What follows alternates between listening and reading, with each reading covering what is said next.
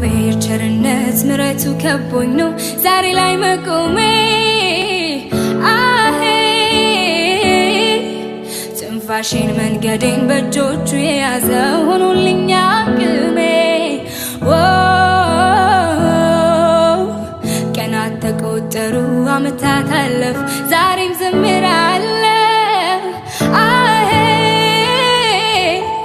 በሕይወት እንድኖር ስለፈቀድክልኝ አመሰግናለሁ